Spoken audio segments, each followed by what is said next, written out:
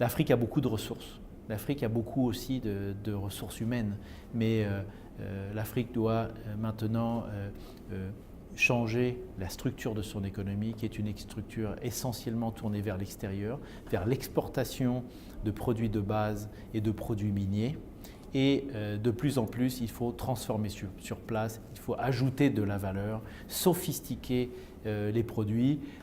C'est ce qu'on appelle l'industrie, finalement, entre le secteur primaire et le secteur tertiaire. Il y a l'industrie au milieu, on l'a parfois oublié, même en Europe.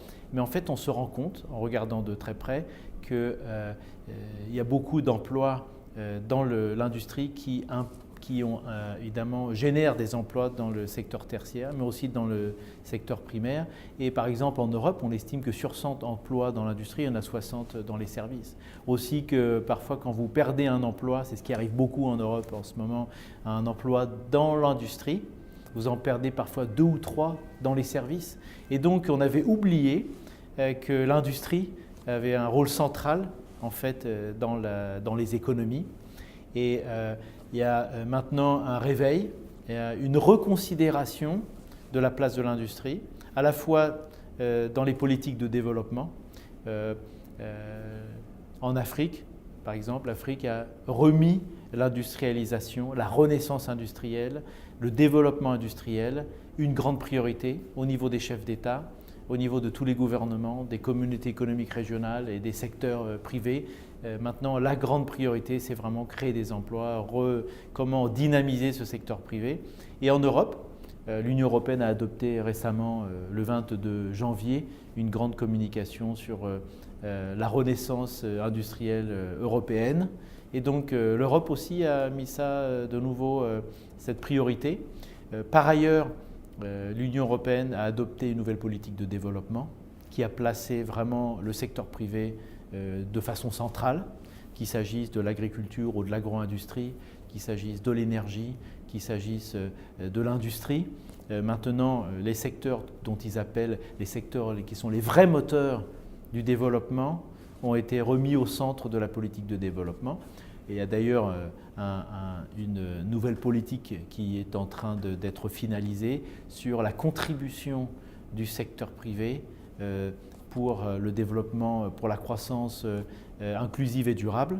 Et donc, ce sont des préoccupations à la fois en Afrique et en Europe qui se sont reflétées de façon spectaculaire, je dirais, lors de la conférence générale de l'ONUDI récemment en décembre 2013 à Lima. La conférence générale de l'ONUDI, ce sont 172 pays du monde entier qui se réunissent pour définir quelles sont leurs priorités en matière industrielle. Et l'Afrique comme l'Europe ont soutenu fortement notre nouvelle direction stratégique qui s'appelle et qui est proche de celle de l'Union européenne, qui est pour un développement inclusif et durable, c'est-à-dire il faut développer le secteur manufacturier, c'est là où sont les emplois. Et donc il faut que ce soit inclusif, ça veut dire que l'industrie, le développement de l'industrie doit profiter à tous les secteurs de la société, pas simplement à quelques-uns, mais que ça emploie les jeunes, ça emploie les femmes, ça permet à tous les secteurs de la société d'en tirer des bénéfices. Et par ailleurs, il faut que ce soit durable. On ne peut plus faire de l'industrie comme on l'a fait depuis 300 ans, une industrie qui pollue l'environnement, une industrie qui complètement vide la planète de ses ressources, une industrie qui rejette des gaz à effet de serre et qui contribue au changement climatique. Aujourd'hui, un vrai partenariat entre l'Afrique et l'Union européenne est possible dans ces domaines.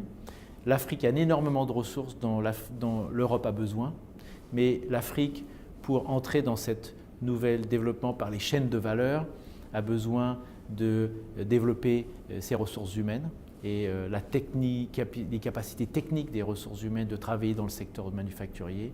Elle a besoin de technologie, elle a besoin d'investissements financiers, que des entreprises européennes viennent investir en Afrique, plus comme par le passé simplement dans des ressources minières, mais aussi en travaillant avec les petites et moyennes entreprises locales. Et par ailleurs, l'Europe, la croissance est un peu atone et va le rester encore quelques années, mais l'Afrique, avec ses classes moyennes en forte croissance, l'Afrique va changer complètement. L'Afrique, dans les 10, 15, 20 prochaines années, va être complètement transformée, comme on le sent. Nous avons maintenant, ces 2 derniers jours, le Forum des affaires Afrique-Union européenne, et le grand message qui est venu vraiment, qui est apparu de façon très forte, c'est une nouvelle Afrique. Plus une Afrique de la pauvreté, plus une Afrique de la misère, mais une Afrique qui est en train d'émerger comme un continent de croissance, comme un continent de progrès, comme un continent qui a de plus en plus des systèmes politiques démocratiques. Ça prend du temps, il faut du temps pour construire tout ça, qu'il y ait une meilleure gouvernance, mais aussi parmi cette gouvernance, une meilleure gouvernance économique qui va permettre aux investissements étrangers de venir, qui va permettre au secteur privé local de s'épanouir.